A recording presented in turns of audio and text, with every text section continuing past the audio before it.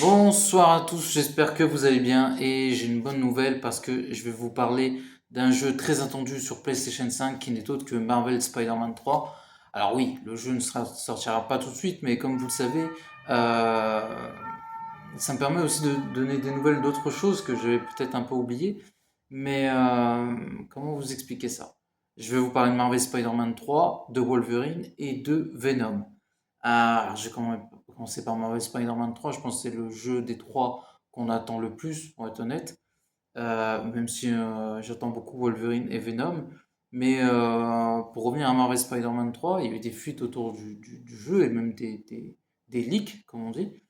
Et il y a quelque chose qui dit que voilà, Insomniac Games devrait être sur le jeu et qu'il y aurait bien un troisième. Et de ce que dit le scénario, le peu qu'on en sait, c'est que voilà, on a fait le premier et le deuxième jeu et on va arriver à un affrontement explosif qui résume bien le conflit entre Norman Osborn et Spider-Man et il va vouloir à tout prix de se venger de ce qui est arrivé à Harry et il va devenir le bouffon vert. Et à mon avis, il y aura forcément aussi Carnage.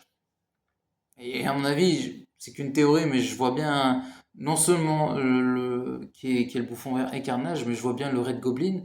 Le Red Goblin, en fait, c'est le bouffon vert avec le symbiote de Carnage. Et il y a plusieurs éléments qui pourraient nous laisser croire que ça va arriver parce que bah déjà, le bouffon vert et le Carnage devraient être dans le même jeu. La deuxième, c'est que voilà, Insomniac Games nous a montré qu'ils avaient de l'ambition, à l'image de Venom, donc de Venom dans Marvel Spider-Man 2, pardon.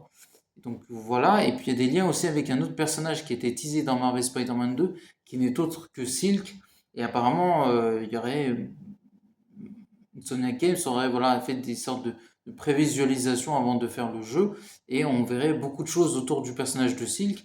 Et en fait, je vois bien, comment dire ça, l'utilisation de Spider-Man, de Miles Morales, de MJ, comme dans les trois jeux, et je vois bien aussi le personnage de Silk utilisé, et ça pourrait être très intéressant, parce que ça laisse entrevoir énormément de possibilités. Déjà, l'arc autour du Red Goblin, où elle en fait partie, euh, comment ça s'appelle? Supérieur aussi Spider-Man, et le dernier, Kindred. Voilà. Donc ça laisse le choix de pas mal d'arcs avec elle, et ça entrevoit beaucoup de possibilités.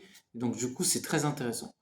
Pour revenir aussi à Marvel Wolverine, ce que je peux vous dire de ce que j'ai entendu, c'est que Marvel Wolverine pourrait sortir en 2026, en automne, je crois, et Venom pourrait sortir l'année prochaine, en 2025. Donc n'oubliez pas de commenter, liker la vidéo et à la prochaine.